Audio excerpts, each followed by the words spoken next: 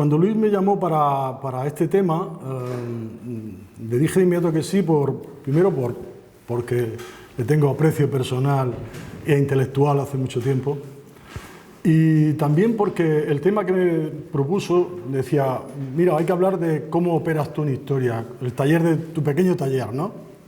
Bueno, pues voy a intentar hablar de ese pequeño taller. Hace varios años tomé 3 decisiones. La primera decisión fue que no estaba dispuesto a que me engañaran más las fuentes documentales. Fue una decisión muy radical, pero no estaba dispuesto, ya me habían engañado una vez seriamente, me creí las ordenanzas militares y bueno, y cuando escribí el libro El sonido del dinero, pues era la antítesis de lo que me había creído. La segunda decisión fue no estudiar un tema, sino estudiar una cronología. Y me centré en la cronología, que ayer surgió aquí, el tema del cambio dinástico, ¿no? Me interesa mucho el periodo de reinado personal de Carlos II hasta el final de la Guerra de Sucesión, porque me parece un tema apasionante, y el famoso debate de si hay cambio, no hay cambio, si hay permanencias, etc. Esa fue la segunda decisión, coger una cronología, y en la cronología hacer diferentes tipos de estudios. La tercera decisión esa ha sido más reciente, y es, bueno, que nunca entendí por qué había una historia de España, que se daba historia moderna de España, y en las universidades se daba historia de América como algo segmentado. Y no entendía tampoco por qué no había historia de Italia o historia de Flandes, ¿no? Entonces decidí que también debía de estudiar de forma interconectada la historia de la España moderna con la historia de América. De alguna manera convertirme en una especie de sucedáneo de americanista, pero sin abandonar la perspectiva española. Bien, esas fueron 3 decisiones que tienen que ver con lo que voy a explicar hoy. La exposición que voy a hacer la voy a dividir en 2 grandes partes, y corto cuando queráis. La primera parte es explicar la metodología que sustenta mi investigación en los últimos años en torno al tema de la corrupción, como aparece en pantalla. Y luego, para no aburrir demasiado, porque puede ser excesivamente, bueno, duro, voy a poner 3 ejemplos de aplicación, ¿eh? O sea, metodología y aplicación. Puedo cortar en el primer ejemplo. El primer ejemplo es muy cortito, va a ser sobre un noble gallego. El segundo, sobre un obispo asturiano. Y el tercero va a ser, si me da tiempo, para explicar cómo robaba el duque de Lerma. Hay mucha producción sobre el duque de Lerma y su corrupción, pero bueno, creo que nadie ha explicado todavía cómo robaba el duque de Lerma. El título no es mío, el título de ese cómo robaba es de John Eliot, que lo expuse en la última vez que participó en España John Eliot, lo oyó y en los comentarios que hizo, me dijo, cambia el título porque lo que acaba de explicar es cómo robaba el duque de Lerma, ¿no? Bueno, haciéndole caso, pues voy a exponerlo también. Bien, la metodología, centrada ya en el tema de la historia de la corrupción, bueno, como ustedes fácilmente comprenderán, aprendo de lo que veo diariamente en los telediarios, lógicamente, y aprendo en sentido inverso, ¿no? Hay un feedback permanente del antiguo régimen y lo que puedo ver todos los días. Bien, hay lo que yo llamo unos rudimentos, que son el juego de escalas, pero con un predominio del análisis micro. No se puede investigar en historia de la corrupción si no metemos un teleobjetivo de altísimo nivel, de profundidad me refiero. En segundo lugar, cuando trazamos una escala macro, la identificación de anomalías. ¿Por qué un individuo se sale de la norma? Eso, por ejemplo, es el origen, está en el origen del libro El sonido del dinero, cuando observo que el militar más importante de España del siglo XVIII no era el conde de Aranda, sino un ciudadano llamado Vázquez Prego, que nadie conocía, ni yo sigo sin conocer, y que este fue el que tuvo la carrera más veloz de todo el siglo XVIII y no lo entendí jamás. A partir de esa anomalía escribí 450 páginas en el libro El sonido del dinero, a partir de esa anomalía. Tercer rudimento, interrogantes al principio de la investigación, cerradas, pero también interrogantes abiertas, porque van surgiendo, esto es normal en cualquier método de investigación, ¿no? Cuarto, estudiar la corrupción desde una perspectiva global, y perdón por el uso del término, desde una perspectiva política, social, económica, y últimamente, no he entrado todavía ahí, pero ya se están haciendo muchos estudios desde una perspectiva cultural. Bueno, hay que basarse en muchas disciplinas, del derecho básico, lo decíamos ayer, yo sigo leyendo mucho a Antonio Manuel España, de la historia de los conceptos, sigo leyendo mucho a Giovanni Levi, en fin, la microhistoria, la historia comparada, etc. Esos son los rudimentos, ¿no? Pero el problema fundamental está en que cuando tratamos de estudiar la corrupción, pues estamos limitados por el problema de las fuentes. Hay fuentes que no hablan, a pesar de llamar fuentes, no manan agua. Hay fuentes que han desaparecido. Hay fuentes que uno observa que han sido manipuladas de forma intencionada, ad hoc. Hay carencia de determinados periodos, de determinados aspectos. Y ante todos esos problemas, la única alternativa está en aplicar un método de investigación. El método es el siguiente, de una forma muy sumaria. Primero, reducir la escala de observación hacia lo micro. Esencial, cruzar muchas fuentes documentales sobre un mismo espacio de observación. Tercero, recurrir a análisis indirectos, es decir, no ir a la fuente directa, sino lo que yo he llamado y he escrito mecanismos de análisis indirectos, que son muy largos de explicar y que me llevaría la hora entera. En cuarto lugar, la aplicación de una metodología que, cuando se habla de individuos, es la metodología del análisis de redes, pero redes en las que los lazos se vean de verdad, no en redes que están en el imaginario del historiador.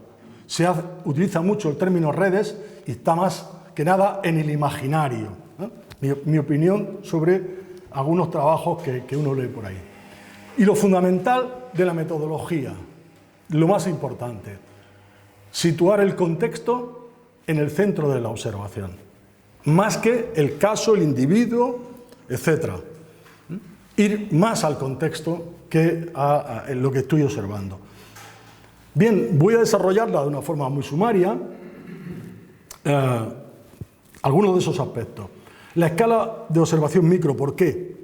Porque es tan complejo el problema del estudio de la corrupción que os reducen mucho el espacio temporal, el espacio geográfico, el tiempo, el individuo, o no entiendes absolutamente nada. No obstante, yo creo que hay una proliferación ahora en la historiografía. Luis citaba ayer un libro muy reciente, Hominis Novi. Hay muchos estudios de caso, y muy interesantes algunos de ellos, pero yo creo que el gran reto, para mí es lo que quisiera ser de mayor, es hacer algo de microhistoria, al estilo de la que le hicieron los italianos, ¿no? Pero esa es, insisto, no, creo que para otra vida, como no la voy a tener, me parece que lo voy a dejar. Cuando utilizamos un caso, el problema que la pregunta que a mí se me plantea siempre es el problema de la representatividad del caso elegido. ¿Es significativo? ¿No es significativo? ¿Es la pauta que marcan los demás o no? Esa es la pregunta que siempre me hago, ¿no? Y como decía antes, bueno, el tránsito hacia la microhistoria es relativamente sencillo porque tenemos objetivos, fuentes y problemas comunes entre esa línea historiográfica y la que pretendemos abordar. Si situamos en el centro de toda la observación el contexto, creo que en cierta manera, y lo he puesto entre comillas, soluciona el problema de la representatividad. Si otorgamos más peso al contexto que al caso que utilizamos, ¿no? Y sobre todo porque nos permite transitar desde la coyuntura a la estructura. Y a mí eso me parece también muy importante.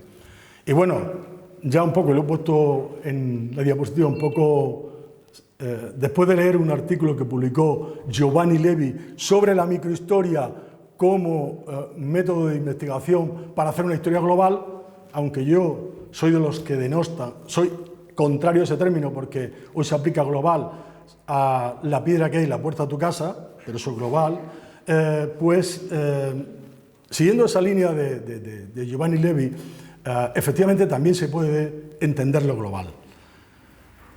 Tercer aspecto de la metodología. No sé si se ve muy bien, y esta es una de las bases fundamentales: cruzar múltiples fuentes documentales sobre un caso de observación, sobre un elemento de observación, ¿no?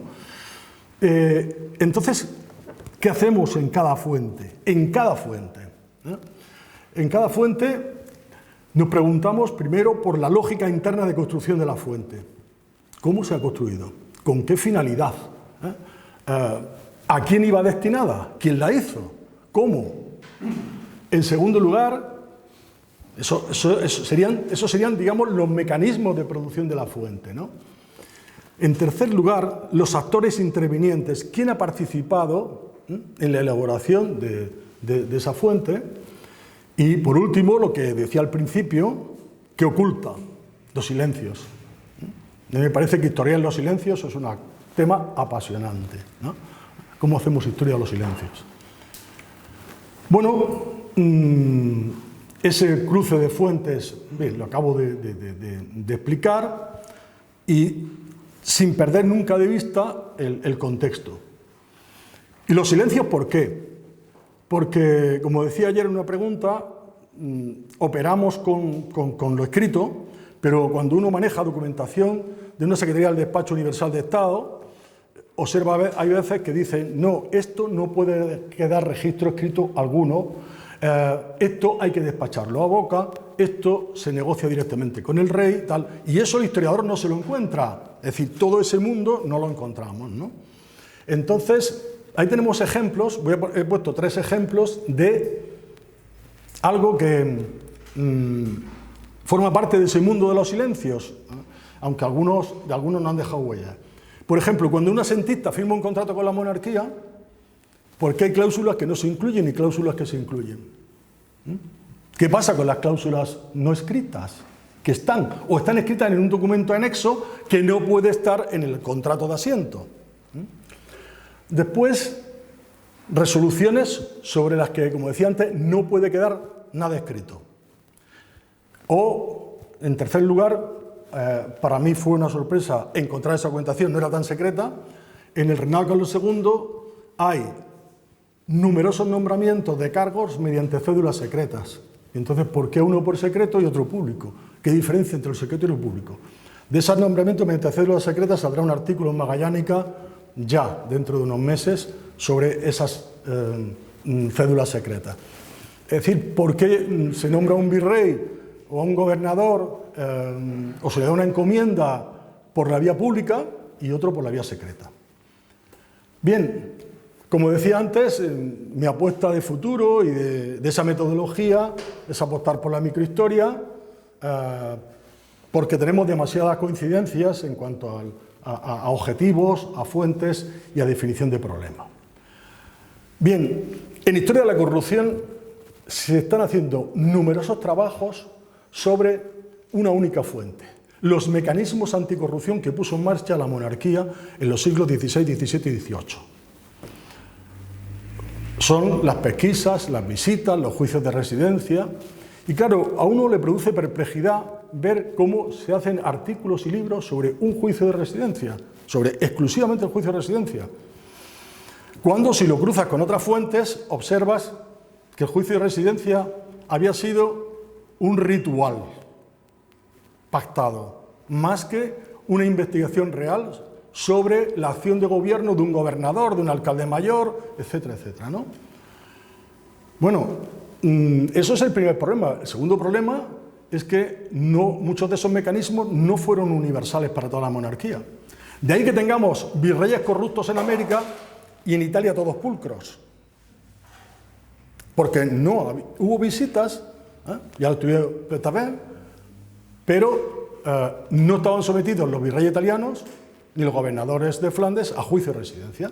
Por tanto, esquema que reproducimos, América, muchísimos virreyes corruptos, han hecho muchísimos estudios, y yo dirijo ahora mismo 3 tesis doctorales sobre virreyes americanos, y parece que los italianos y demás eran muy pulcros.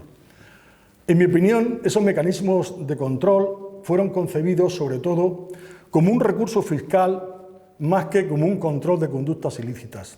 Es decir, un recurso fiscal para obtener una parte de lo defraudado a la Hacienda, más que como realmente un instrumento de control, ¿no?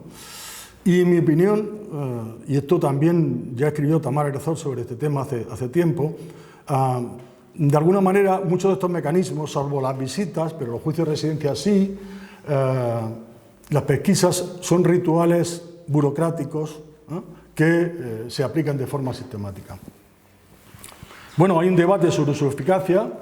En mi opinión, esto funcionaba más como espada de Damocles que como realmente un mecanismo de control de la actividad de los agentes de gobierno de la monarquía. Vamos a poner un ejemplo concreto, porque quiero dejar de hablar de la teoría, vamos a pasar un poco a la práctica, ¿no? En pantalla tienen al conde de la Monclova, que fue virrey de México y luego del Perú. Bueno, Monclova muere en 1705 en Lima, y su juicio de residencia es libre de cualquier cargo. Fue muy limpio, actuó magníficamente, y eso, el juicio de residencia se sustancia 15 años después, en el 20.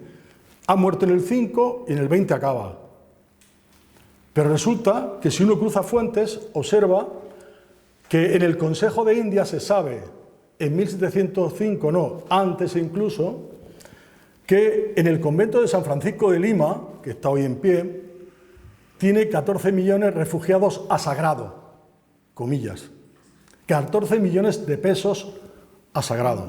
Es decir, digo a sagrado en el sentido de refugiados. Siendo consciente el Consejo de Indias que tiene 14 millones por 1000 denuncias, sale libre del juicio de residencia.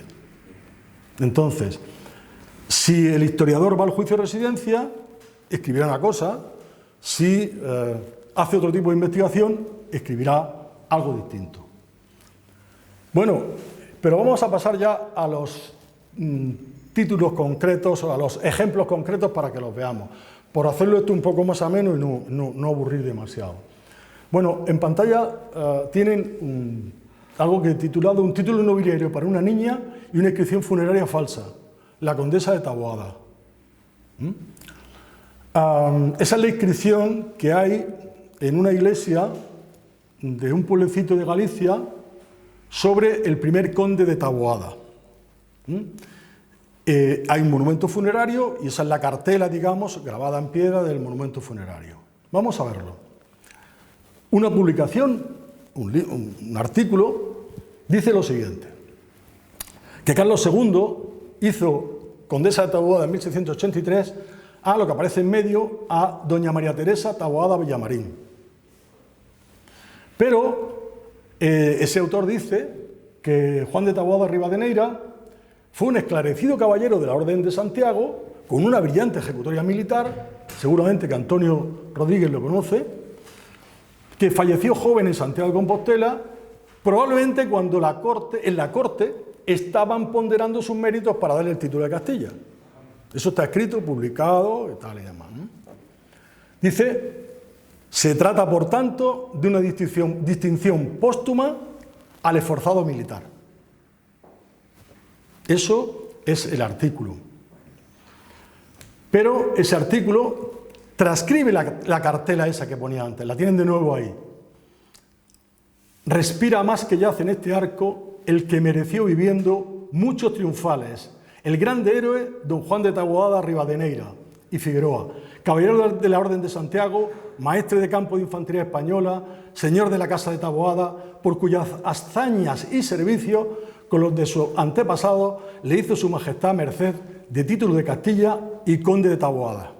Eso consta en la iglesia de Bembibre, exactamente en Lugo. Vuelvo hacia atrás. Primer problema, según la historia, no fue el primer titular, sino una chica de 15 años.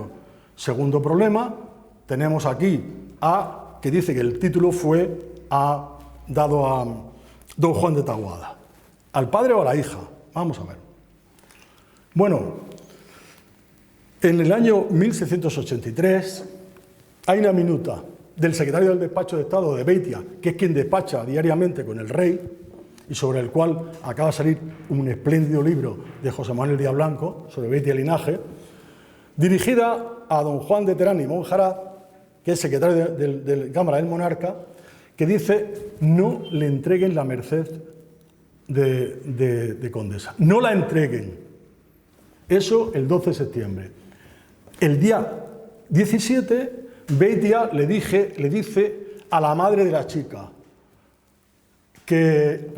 a Terán, ya tiene dada satisfacción del servicio que ofrecía su majestad por la merced de título y ya se le puede dar el despacho. O sea, para el nombramiento y 5 días después que se le dé. La madre. Vamos a ver qué ha sucedido. Si cruzamos y nos vamos a Simancas, en la Tesorería General, las cuentas, pues aparece que realmente el título procede de que la madre había pagado 20.000 pesos por el título. Una fuente. Otra fuente, Madrid, Ministerio de Justicia, al cual el historiador anterior ni siquiera ha consultado el expediente de título de conde de Taboada, pues ahí aparece que doña María Teresa de Taboada, en 1694, dice que le den el título perpetuo por haber pagado en 1883 20.000 reales de a 8. Lo dice en 1694. ¿Por qué en 1694? Porque el año anterior se establece un precio fijo para todos los títulos en 22.000 ducados. Y el que no lo pague lo dejan como vitalicio, con lo cual no es transmisible a hijos. Entonces hay un problema y hay que justificar que has pagado hasta 22.000 ducados, si no, vitalicio. Este decreto a mí me ha permitido identificar montones de títulos que están alterados, silenciados, modificados, con méritos y servicios que no existen y que realmente donde te lo encuentras es cuando han igualado hasta los 20.000 ducados, 22.000 ducados, la cantidad que tenían que haber pagado antes. Bien, bueno, pues hasta ahí, primer ejemplo. Vamos ahora con este personaje que tienen en pantalla. Fascinante. Don Fernando Ignacio de Arango, un cura de Charcas que pasó a ser obispo de Tui, pero antes fue consejero de Indias.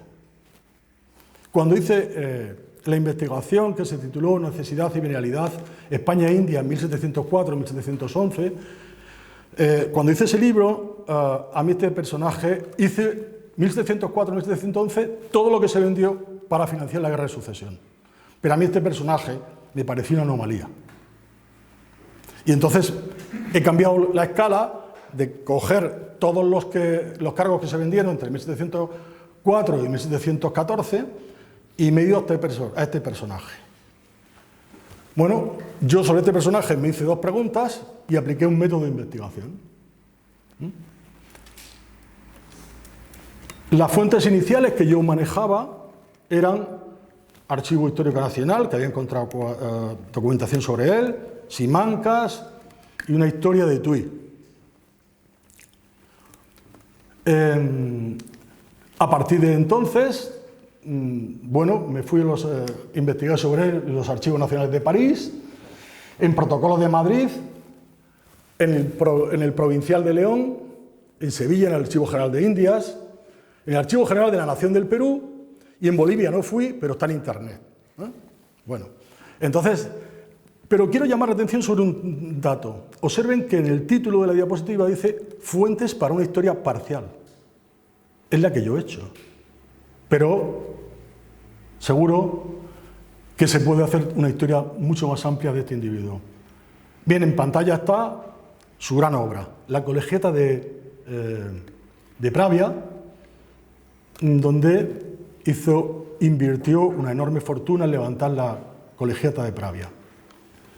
Bueno, y ahora les presento un libro publicado monográfico sobre el personaje. Yo he marcado en rojo solo lo que creo que merece la pena ser comentado. Bueno, se fue a Indias para llevar las bulas de su tío. Su tío había sido nombrado obispo de Charcas y se fue a eso, a llevárselas. En 1695. Medio racionero en La Plata, nombrado por el tío, etcétera, etcétera. Bien, en una fecha indeterminada, pero en torno a 1709, regresa a España y Felipe V primero le hace consejero de Indias y luego abad de San Isidoro de León. Y luego obispo de Tui. Entonces, un cura de Charcas, de pronto consejero de Indias, y eso es lo que dice el libro. Pero lo que hago ahora, voy a hacer es deconstruir el libro. Un proceso de deconstrucción. Vamos a verlo. La pregunta es, ¿otra historia es posible sobre este individuo? Yo me he leído esa monografía. Me preguntaba si era posible otra historia. Bueno, pues aquí tienen la que yo he podido reconstruir a partir de lo que les he explicado antes. Se fue a Indias con 20 años, 22 años, con su tío. El tío empieza a concederle muchas cosas, pero el tío muere en 1708. Y antes de morir le nombra cura de la iglesia de Potosí, la iglesia, como comprenderán, más pobre de toda América, ¿no? La de Potosí. Entre esa y la de Huancavelica eran las más preciadas para, evidentemente, la Catedral de Lima, ¿no? Las más preciadas, ¿no? Un curato en la iglesia metropolitana de La Plata Charcas, Chuquisaca, los tres nombres que tiene la ciudad. Y antes de 1709 lo ha hecho catedrático de prima cánones de la Universidad de La Plata, al chico. Y lo nombra visitador del arzobispado de Charcas. Vuelve a Europa, 1709-10, y le nombran consejero de Indias porque paga 420.000 reales. Bueno, hasta ahí normal. Paga 420.000 reales más 180.000 que paga en París, y por esa fortuna a un joven cura le hacen consejero del Consejo de Indias. Está poco tiempo, 4 años después, es nombrado abad perpetuo de San Isidoro de León. Y luego, en 1720, obispo de Tui. Y una de las anomalías es por qué hay movilidad en los obispados y este señor se queda en Tui desde el 20 al 45. ¿Qué ha perdido? Algo ha perdido. Bueno, pues vamos a ver qué ha sucedido. Bien, a ver si se pasa la diapositiva. Ahora, no sé si se ve muy bien. En 1709, antes de volver a España, hace un testamento en donde declara que tiene 154.000 ducados de capital, pero realmente tiene un capital personal de 190.000 pesos. Eso está en su testamento, que se conserva en Lima. Es decir, en pocos años ha acumulado casi 200.000 ducados. No viaja directamente a Cádiz ni a Sevilla, sino que viaja a San Malo. ¿Por qué? Porque trae dinero clandestino y no se puede venir por Sevilla y retratarlo en la casa de contratación, no se puede, no es viable, ¿no? Bien, trae encargos y demás, y en 1711 compra una plaza de consejero de Indias, es la que explicaba antes, ¿no? Pero en 1715 hace un testamento en León en donde tiene fundaciones por valor de 164.000 ducados, ¿no? Más alhajas, etc. Y declara que tiene fincas en Potosí. La pregunta es, ¿cómo ha acumulado este señor esta fortuna en pocos años, ¿no? Esa es la pregunta del principio. Bueno, pues aquí tienen el testamento de León resumido en fundaciones de obras pías y demás. En 1715 declara haber hecho casi 150.000 ducados. Bien, hace más donaciones en San Isidoro de León, etcétera, etcétera, etcétera, etcétera. No, es el que tienen en el ángulo inferior derecho orando, era el momento en que oraba, porque anteriormente de orar, oraba poco y, perdón la expresión, afanaba mucho.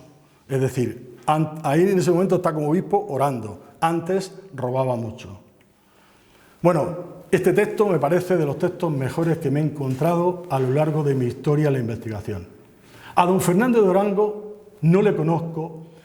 Si yo dijese que porque se le puede sacar, le diese el rey la mitra, con pacto implícito o explícito, merecería gran reprensión y castigo por simoníaco.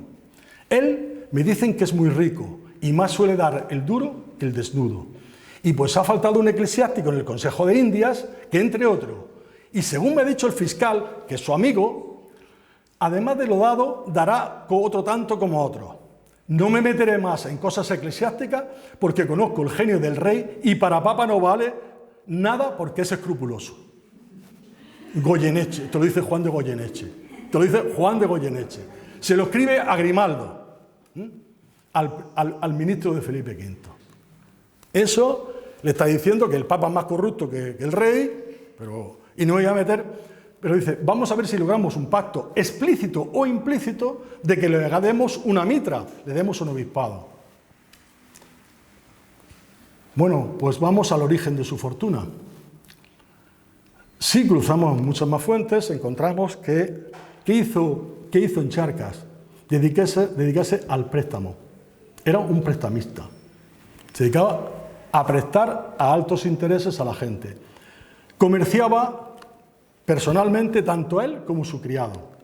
Se dedicaba al comercio.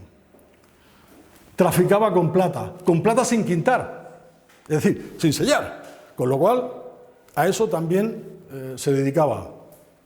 Y por último, era administrador de todas las rentas de la ciudad de La Plata, nombrado por su tío.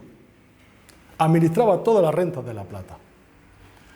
De todos esos negocios construyó esa enorme fortuna que le permitió primero hacer esas fundaciones, comprar el puesto de consejero de Indias y, evidentemente, pagó más para ser obispo de Tui.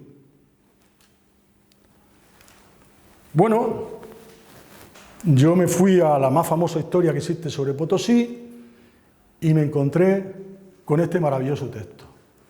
En este mes de enero, el doctor don Fernando Arango y Queipo, sobrino del señor arzobispo de La Plata, difunto, previniendo su viaje a España, quintó en las reales cajas de esta villa más de 40.000 pesos en oro, que con más de medio millón de plata, medio millón, él declaraba 150.000, irá tan poderoso como alegre. Prospere Dios su viaje para que los pronósticos de algunos malos afectos no le salgan ciertos, aunque a la verdad, sangre, sudor y lágrimas de pobres es la mayor parte de lo que lleva. Declaración brutal de Arzans en su famosa historia imperial de la villa de Potosí. Bueno, y termino una futura investigación, la que decía para otra vida. En el Archivo Secreto Vaticano tenía que haber ido, pero en fin, uno no da más abasto de lo que puede y vive en una zona marginal de este país, en la periferia. En el Archivo Vaticano se conserva un inventario de bienes suyos que tuvo un escribano 15 días haciéndolo, antes de pasar a ser obispo de Tui. El Archivo Diocesano de Tui, el de Protocolo de Madrid, etcétera, etcétera. Y esas serían las fuentes que nos quedan por ver, pero para avanzar más, desde el punto de vista metodológico, no es entendible solo su figura, sino se interrelaciona con la de su tío, con la del arzobispo de Charcas. Es imposible entenderlo solo porque fue un negocio que montaron entre los dos, y que, muerto el tío, se vino con el capital suyo y no sabemos si con el de su tío.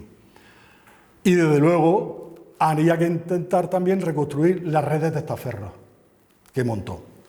En fin,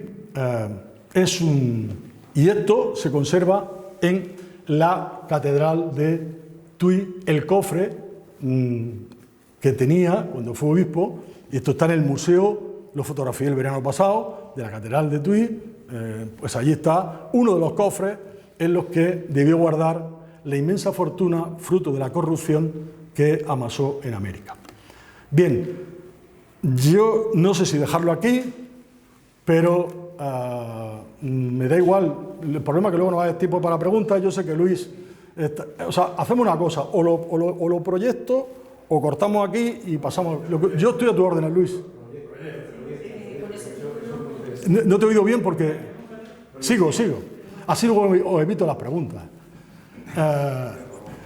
Bien, ¿cómo robaba el duque de Lerma? Cambio de cronología, pero me parece un tema que era importante porque, insisto, se han escrito libros y libros, un magnífico libro de Santiago Martínez sobre Rodrigo Calderón, el libro de Antonio Feros, el libro de Patrick Williams, el libro de Giuseppe Rosec y más recientemente Alfredo Alvar también han publicado trabajos sobre. Pero sí, sabemos que él y sus hechuras robaron, pero ya la pregunta que me dice, ¿y cómo conseguían el dinero? Bueno, les va a sonar mucho. Les va a sonar mucho porque, digo le va a sonar porque una de las vías de robo, y es la que le voy a presentar, fue con los fondos reservados o gastos secretos. Preguntémonos hoy por el CSI, los gastos reservados que tiene, ¿dónde se justifican? ¿Dónde se justifican? Bueno, pues en la época no se justificaban esos gastos reservados, así que vamos a verlo. Bueno, cuando cae Lerma, se hace una investigación sobre su patrimonio y se observa que hay mercedes que el rey le ha dado, y la pregunta es, ¿se la ha dado el rey o se las autoconcedió con el manejo de la estampilla? Aparentemente el rey le dio muchas mercedes. Hay mercedes y ayudas de costa a hijos, criados y clientela. Hay dinero de hombres de negocios, pero yo les voy a hablar fundamentalmente del dinero que obtuvo directamente de la Real Hacienda, justificado como gastos secretos. Bueno, los gastos secretos es una tesorería cuyo dinero se aplica a múltiples cosas: a pagar obras de arte, alhajas, a dar mercedes, sacar dinero para dar mercedes pecuniarias cortesanas, para la diplomacia secreta, el espionaje, un tema apasionante, lo que hace historia de la diplomacia, y pago a hombres de negocios, etcétera, etcétera. Sus hechuras fueron acusados de manejar gastos secretos, pero Lerma no. A Rodrigo Calderón se le crucifica por manejar gastos secretos, pero a Lerma no. Bueno, era una tentación para malversar. Era la gran tentación para malversar. ¿Por qué? Porque era un dinero del cual no se podía hacer cargo ni pedir cuenta a quien lo gestionara. O sea, ni quien lo ingresa ni a quien lo paga se puede pedir cuenta. Todo reservado. Es dinero para cosas secretas del servicio del rey.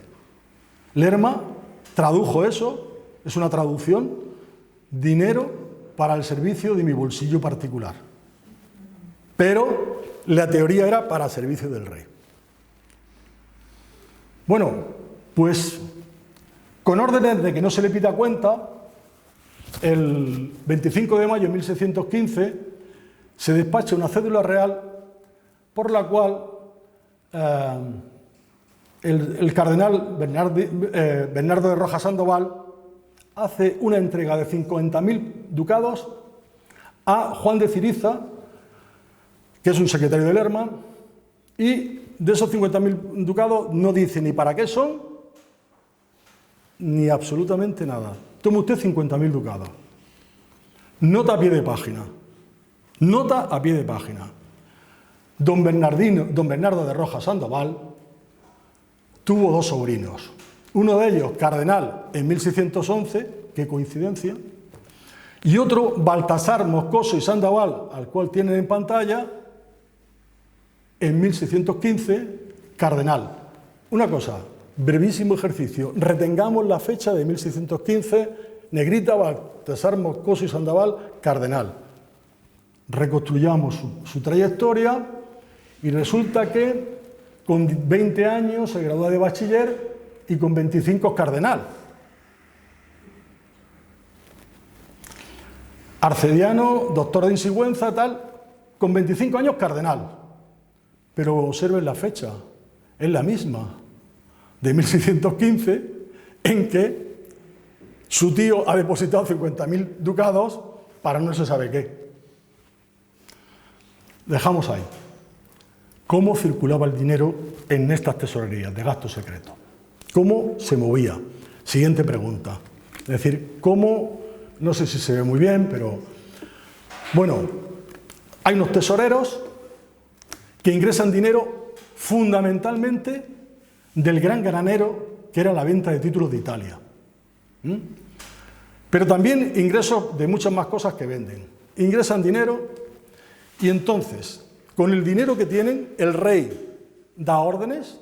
Lerma, mediante billetes de Lerma, también se saca, y también órdenes de palabra de Lerma, para que no quede nada escrito. O sea, tres vías: rey, Lerma por escrito y Lerma hablando. Y se hacen pagos a Lerma, a su clientela, muchísimos pagos. Vamos a verlos rápidamente. Aquí tienen más claro cómo circula el dinero. De la Tesorería General al secretario de Lerma y ahí el dinero a Lerma. Dos casos ahí los tienen. También dinero de empresarios privados, vamos a llamarle, negocios con Octavio Centurión. Por ejemplo, venden por 80.000 ducados el oficio de gran chanciller del Reino de Nápoles y esos 80.000 ducados van a parar a Octavio Centurión. Bueno, en gastos secretos hubo grandísimos gastos secretos, como el que hemos visto ahora mismo. De pronto Octavio Centurión recibe 100.000 ducados, Octavio Centurión estaba transfiriendo luego el dinero a Lerma. Esa es una circulación más compleja de ver. Ingresan dinero de venta de títulos de Italia, por ejemplo, Andrea Imperial, por ampliarle su título de conservador de los sellos de Nápoles. En fin, vía privada de transferencia de dinero, de tal manera que obtenemos el siguiente cuadro. Dinero, 1.500.000 ducados, se movió a través de órdenes de Lerma y que recibieron sus hechuras o él personalmente. 1,5 millones de ducados. 1.500.000 ducados por esa vía, tanto Lerma como por a través de sus hechuras. Y el secretario de Lerma, vamos a la cifra final, declara que él había hecho pagos por valor de 300.000 ducados. Voy muy rápido ya y voy concluyendo, pero sin embargo se averiguan y ha hecho pagos por 300.000 ducados, pero tiene asentados en las cuentas solo 200.000, con lo cual se han perdido 100 o 150.000. O sea, él declara una cosa, cuando se le averiguan las cuentas sale otra cosa.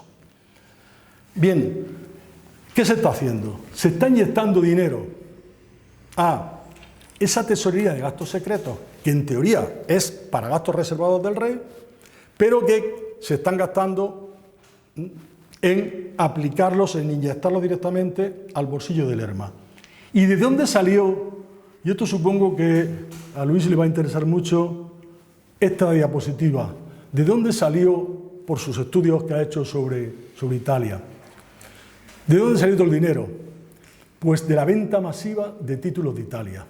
De la venta masiva, Ciotti Russi y Fabrizio D'Avenia han hecho estudios sobre este tema, pero bueno, no han visto un poco de dónde salía todo esto. Y el gran granero que utilizó era, aparte de vender muchas más cosas, antes he hablado de los 80.000 ducados que vendieron un oficio para Centurión, pues salió de la última diapositiva, y es la última y no les castigo más, de un mercado infinito, sujeto nada más que a la demanda, que era la venta de títulos de príncipe, duque, conde y marqués.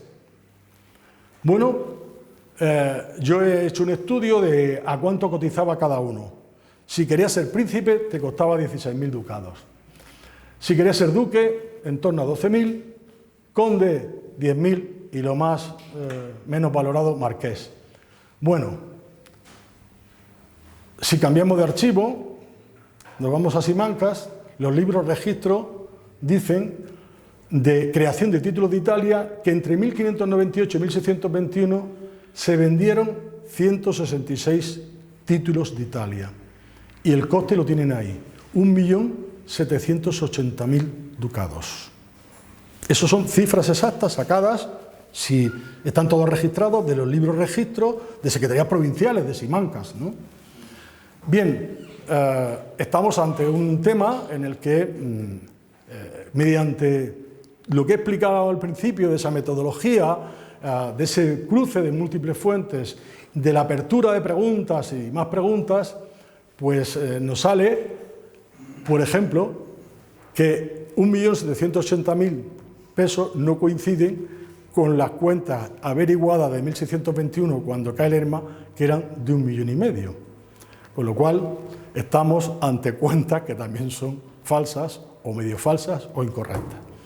En fin, esa es la historia de la corrupción, de la que hubo mucha, no solamente en tiempos de Lerma, sino en otros tiempos, y que, evidentemente, es un tema que necesitaría de muchísima investigación, de muchísimo trabajo, muchísimo esfuerzo, y de mucha gente que se quiera aventurar a conocer y a ver que la actualidad tiene en el pasado un magnífico precedente, lo de magnífico entre comillas, y que la historia con diferentes formas se repite lamentablemente. Gracias.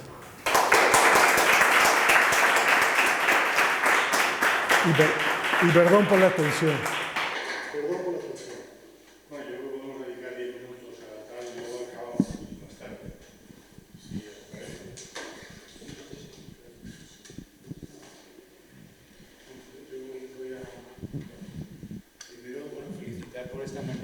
Conferencia. A mí me ha interesado todo, pero sobre todo por razones de cronología un poco, lo que más trabajo es un poco en esta época, y me ha parecido que has hecho un planteamiento, yo creo, magnífico, porque ahora mismo para acabar un poco con lo que comentaba el otro día con cierta certeza José Mari Iñurritegui, que estamos ya un poco en el hartazgo de historias globales y tal, muchos de los que están reflexionando, Giovanni Levi, que has mencionado tú aquí, el caso de Carlo Ginzburg, están planteando esto que tú ya lo sabes de sobra, que es lo local, ¿no? De cómo poder reconstruir, precisamente yendo al archivo y encontrar todas estas cuestiones que tenemos. Me vino a la memoria para hablar un poco de la fragilidad. No voy a entrar en el debate si hay Estado o no hay Estado, pero desde luego la fragilidad es evidente, porque en el siglo XVIII, recuerdo un libro de Santos Madrazo, a mí me gustó bastante también, en esta reconstrucción microhistórica, que hablaba de Estado débil, ladrones poderosos, ¿no? El caso de Grimaldo y de todos estos que también robaban a manos llenas, ¿no? Pero claro, comparando con el caso de Lerma, me parece que hombre, habría que mirar un poco, son épocas distintas, primero del siglo XVII y principios del XVIII, pero bueno, desde luego que, vamos, me he quedado de piedra con estas cifras. Solamente en 1609 la defensa imperial no llega ni a 1 millón de ducados. O sea, esto para el caso del sudeste de Asia, ¿no?, que es un dato que da Jonathan Israel en el libro este de España y la República Holandesa, me parece que es. O sea, que son unas cifras astronómicas y bueno, que solamente darte una felicitación porque me parece un tema apasionante y desde luego que has abierto aquí un caladero para que gente que quiera insistir, que me parece magnífico. Darte solamente eso, mi enhorabuena sincera porque me hace un trabajo maravilloso.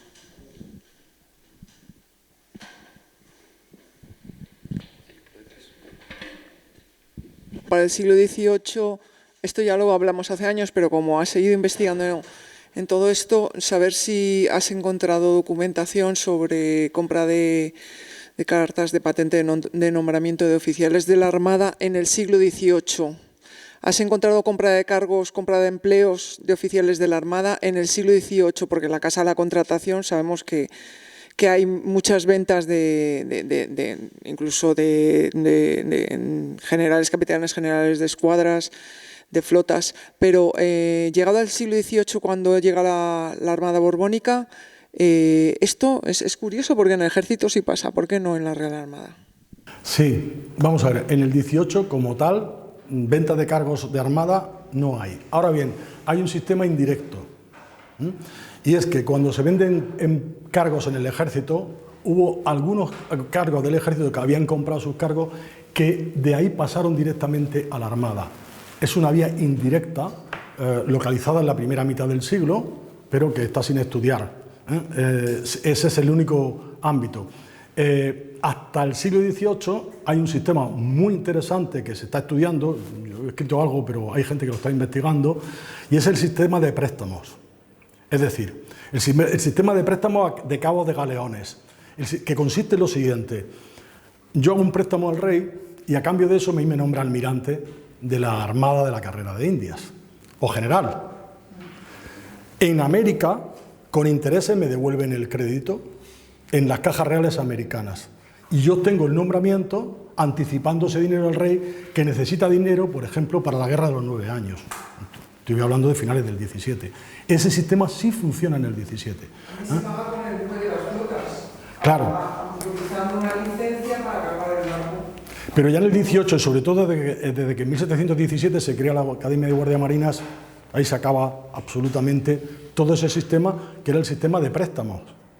Ahí no son ventas, en absoluto, son créditos, anticipaciones de dinero, a cambio del cual tú obtienes el puesto, aunque no tengas ni idea de cómo se maneja el barco. Ya lo maneja el piloto, es decir, o quien corresponda, pero ese es el sistema.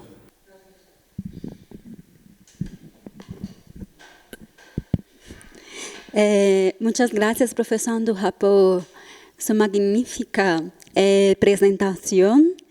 Mi cuestión tiene más que ver con la propia dificultad conceptual al trabajar con la corrupción, porque veo que hay una dificultad no solamente entender, comprender la corrupción en su contexto de la edad moderna, en su propio momento de debate, de reflexión, y al mismo tiempo una dificultad de nosotros, historiadores, pensando y actuando en siglo XX, de trasplantar nuestras propias ideas y conceptos de corrupción para ese pasado.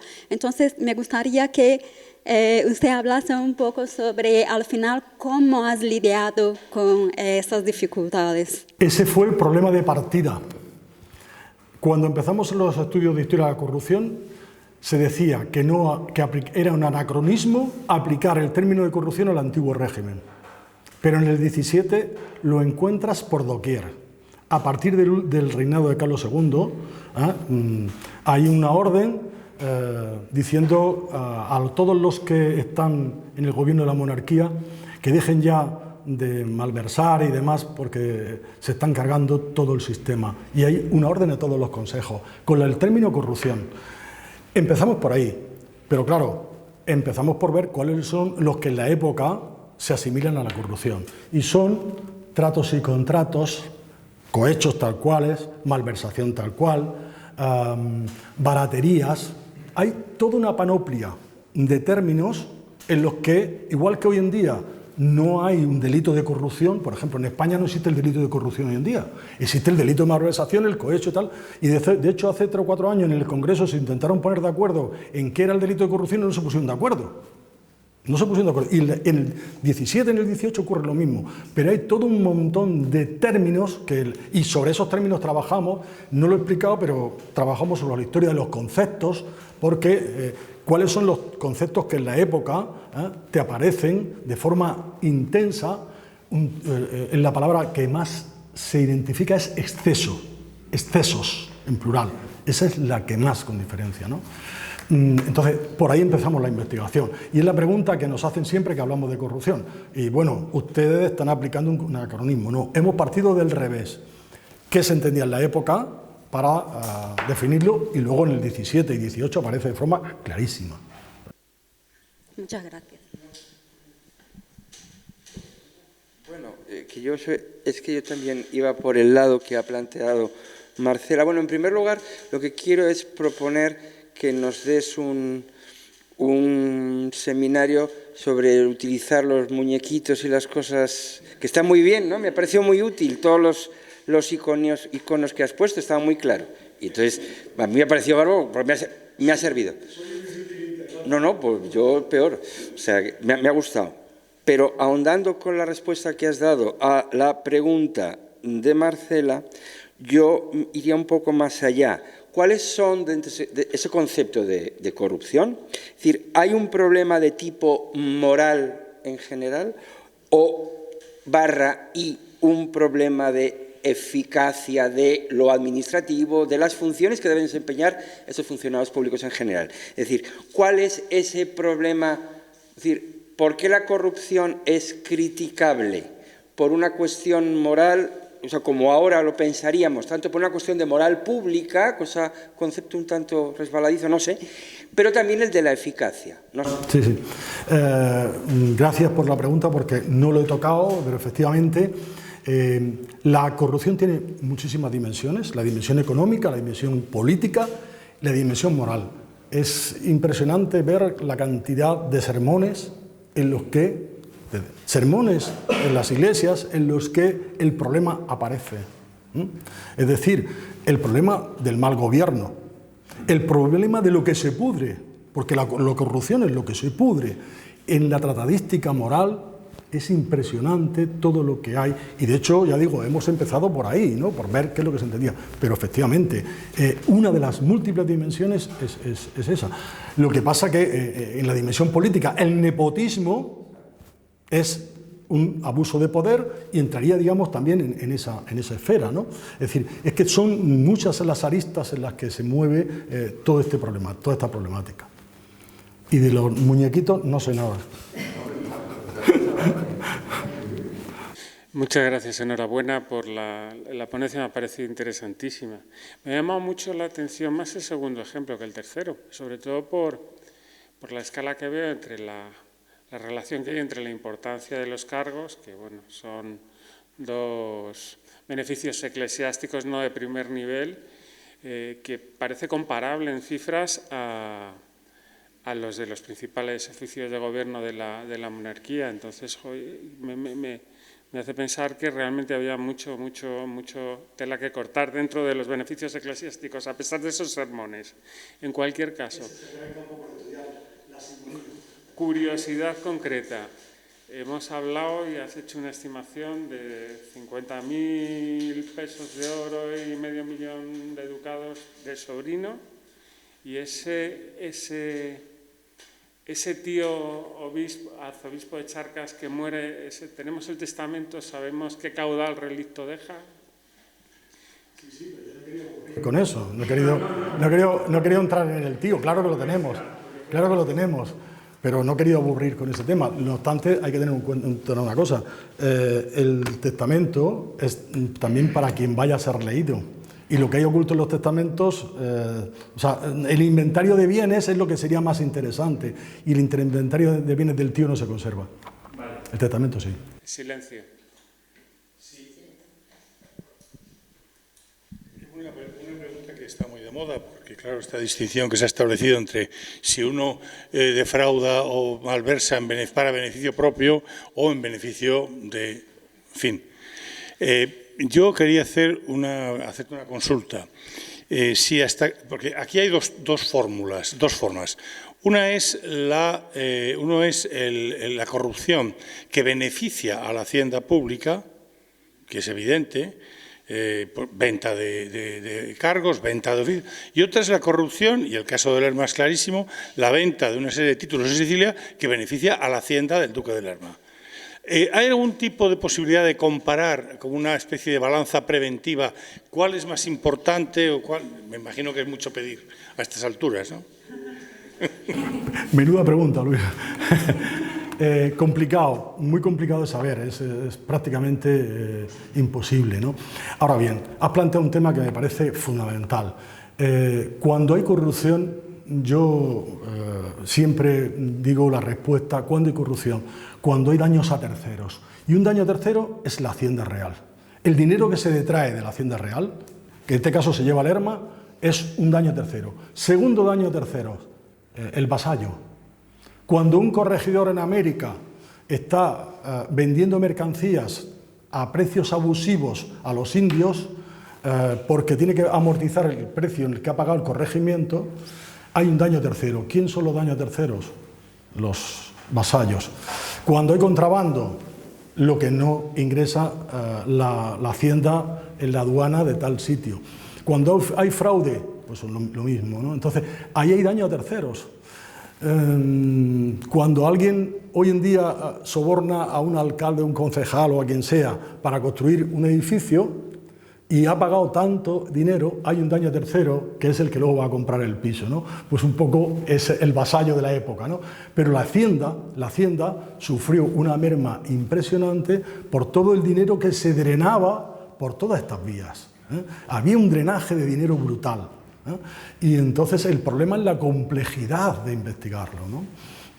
Porque ahí vuelvo entonces a que hay que ir a lo micro, pero bueno, a mí me genera sinceramente tensión. Esa pregunta yo me la había hecho, pero decía, ¿cómo lo respondo esto? Es imposible, es imposible.